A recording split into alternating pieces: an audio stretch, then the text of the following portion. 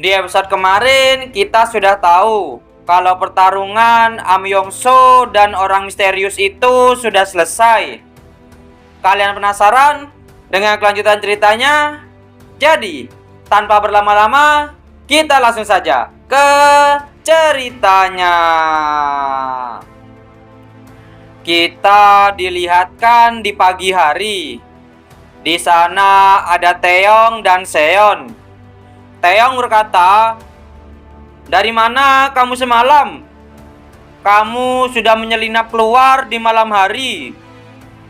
Aku punya permintaan." "Permintaan? Apa seorang master pernah meminta sesuatu pada pelayannya? Haruskah aku beri perintah saja padamu, hanya untuk mengingatkanmu tentang hubungan kita? Baiklah, kita dengar apa permintaanmu itu. Ajari aku tinju cangwang." "Apa? Kenapa? Apa itu sulit?" "Itu tidak mungkin. Mungkin aku harus memberimu perintah saja. Biarkan aku memberimu peringatan keras dulu.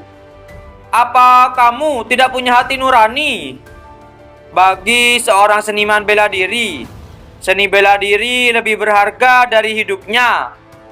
Meskipun kamu mengendalikan dentianku, lebih baik aku mati daripada menyerahkan seni bela diri yang telah aku latih seumur hidupku hanya untuk menyelamatkan nyawaku.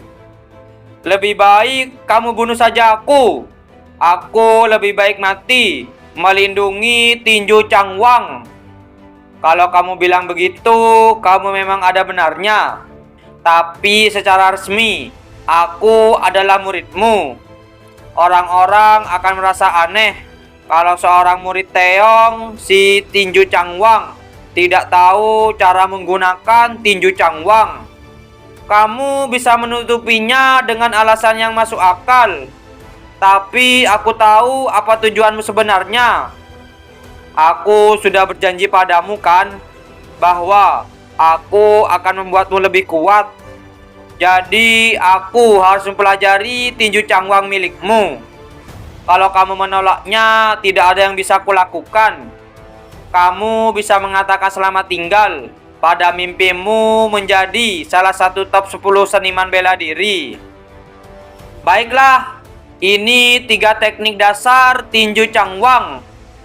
Masterku selalu bilang begini, kalau kamu ingin mengajar seni bela diri pamungkas, kamu tidak boleh hanya tergantung pada satu teknik.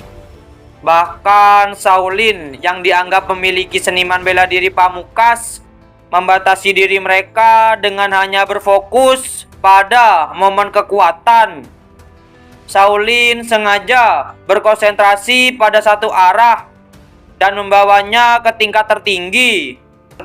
Kamu memang benar soal hal itu. Tapi berargumen tidak akan membawa kita kemanapun. Jadi lihatlah ini." Seon pun langsung memperlihatkan kuda-kudanya, lalu memperlihatkan seni bela dirinya.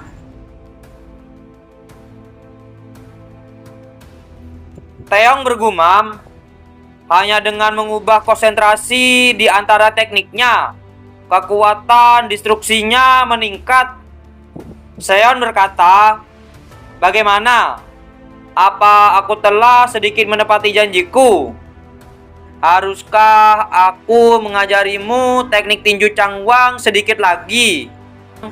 Tiba-tiba ada seseorang yang datang. Dia berkata, "Permisi struktur Taeyong. Sebuah surat telah datang dari markas besar." Setelah membaca surat itu, Taeyong terkejut. Kita beralih di Beijing, markas besar aliansi bela diri. Di sana ada pemimpin aliansi bela diri yang bernama Lee Jong-suk. Dia berkata, "Bahkan jika laporanmu akurat, insiden ini terlalu signifikan untuk dibiarkan begitu saja. Dari pandangan keluarga Jegal, kehilangan calon pemimpin mereka merupakan pukulan besar. Kalau mereka tidak terus menekan, itu akan lebih aneh lagi. Selain itu, ada rumor yang beredar bahwa sebenarnya muridmu lah yang membunuh Jegalsi. Itu hanyalah sebuah rumor. Itu hanya rumor. Tentu saja aku akan mempercayai laporanmu. Tapi keluarga mereka tidak bisa membiarkan hal ini begitu saja. Dan sebagai pemimpin aliansi, aku harus melakukan sesuatu. Taeyong bergumam. Pemimpin aliansi bela diri, Lee Jong-suk, dia mungkin kepala aliansi bela diri. Tetapi dia hanyalah boneka yang dikendalikan oleh berbagai sekte untuk melayani kepentingan mereka. Bahkan jika aku melawannya, itu akan sia-sia. Taeyong berkata, jadi apa rencananya yang akan aku lakukan? Aku akan menugaskan muridmu ke Satgas khusus aliansi. Taeyong bergumam, itu tempat pelatihan bagi generasi muda dari berbagai sekte. Resminya, itu untuk berlatih, tapi realitanya, itu tempat sekte-sekte mengirimkan murid-muridnya untuk menangani tugas yang tidak bisa mereka urus sendiri. Dan juga menggunakan mereka sebagai sandera untuk mengawasi satu sama lain. Kalau kamu mengirim seseorang seniman bela diri muda yang mengonsumsi esensi darah iblis ke sana, yang lainnya akan menerkamnya, layaknya serigala yang menyerang mangsanya. Dan jika di sana ada faksi yang memiliki dendam padanya. Lee Jong-suk berkata, dan satu hal lagi, aku ingin kamu mengambil alih komando Satgas itu. Aku? Kenapa? Kamu tidak mau? Tidak, tentu saja itu merupakan kehormatan. Tapi bukankah posisi itu dipegang oleh seorang top 10 seniman bela diri? Bahkan komandan Satgas saat ini adalah seorang top 10 seniman bela diri. Apa ada yang bilang komandan Satgas harus seorang top 10 seniman bela diri? Bahkan Nam Gong Seong, tetua itu, juga akan segera pensiun. Selain itu, kesenjangan generasinya jadi terlalu besar. Taeyong bergumam, dia berencana untuk melempar Seon ke dalam percampuran.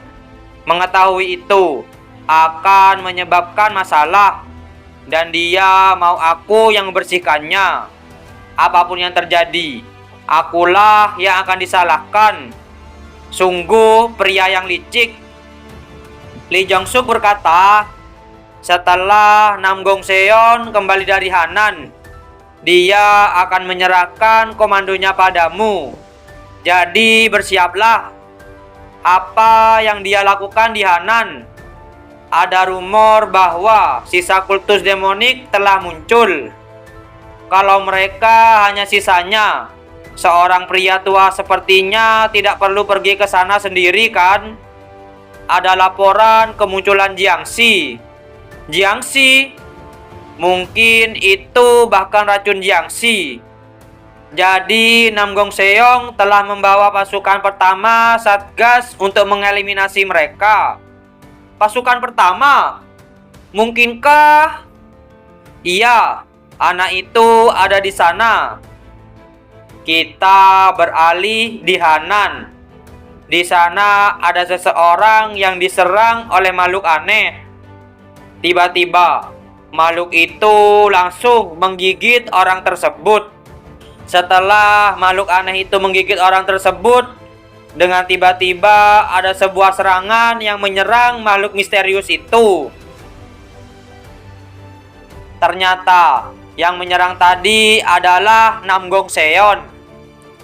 Dia berkata, kultus demonik mereka akhirnya menciptakan monster. Tetapi dia masih berusaha untuk menyerang Nam Gong Seon. Nam Gong Seon pun langsung menyerang makhluk misterius itu.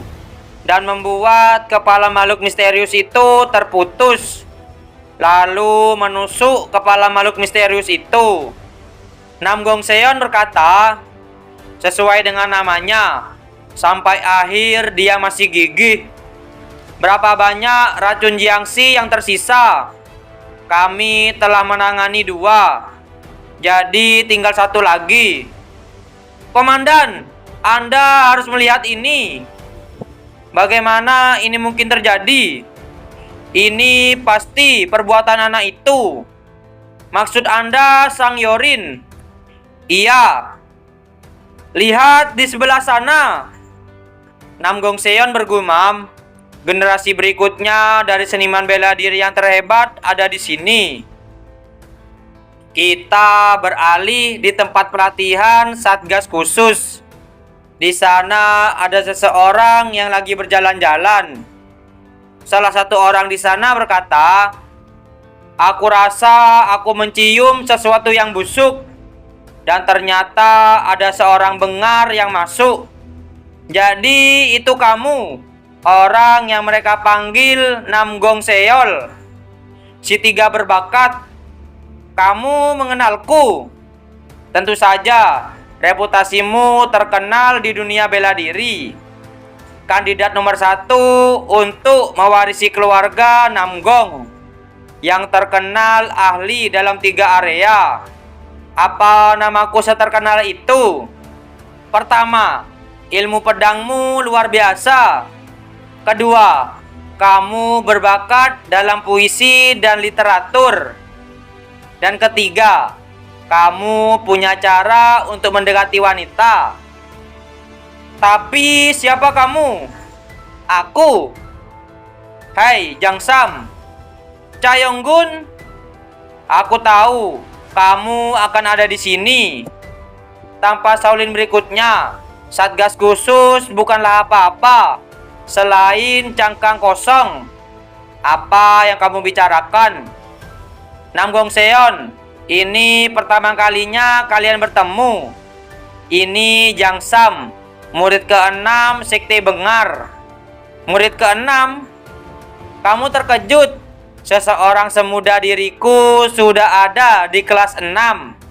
Aku rasa aku lumayan beruntung. Nam Gong Seol bergumam, aku tahu soal hierarki Sekte Bengar. Pemimpin sekte ada di kelas 10, pelindung di kelas 9, dan Master Suci di kelas 8. Tapi seorang seusiaku sudah ada di kelas 6. Jang Sam berkata, siapa lagi yang ada di sini selain kita? Di sana ada Lee Seong.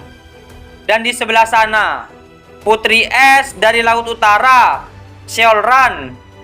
Sulit untuk mengatakan siapa yang lebih cantik. Hei Jang Sam, kamu tahu siapa orang itu? Siapa itu? Aku tidak pernah melihatnya sebelumnya. Aku tahu. Kalau informasiku benar, itu orang yang mengonsumsi esensi darah iblis, yang katanya diangkat sebagai murid oleh Taeyong. Tiba-tiba ada suara yang berkata, Nam Gong Seon telah kembali.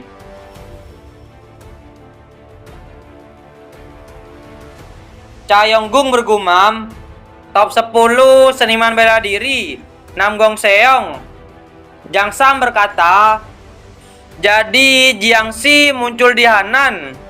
Dan sepertinya bahkan pasukan pertama Satgas khusus mengalami kesulitan. Jang Sam bergumam, itu dia monster yang katanya generasi berikutnya seniman bela diri terhebat. Sang Yurin orang terkuat generasi berikutnya. Dia berpapasan dengan Seon. Jang Sam berkata, mereka mengenali satu sama lain. Masa depan dunia bela diri yang dilatih oleh top 10 master dan penerus Chang Wang yang mengonsumsi esensi darah iblis bertemu. Apakah Seon dan generasi seniman bela diri terhebat akan menjadi rival? Kalian penasaran? Jadi, jangan lewatkan di episode yang selanjutnya. Terima kasih sudah menonton video kami sampai selesai. Jangan lupa subscribe, like, dan komen, dan share video kami ke teman-teman Anda. Dan dadah!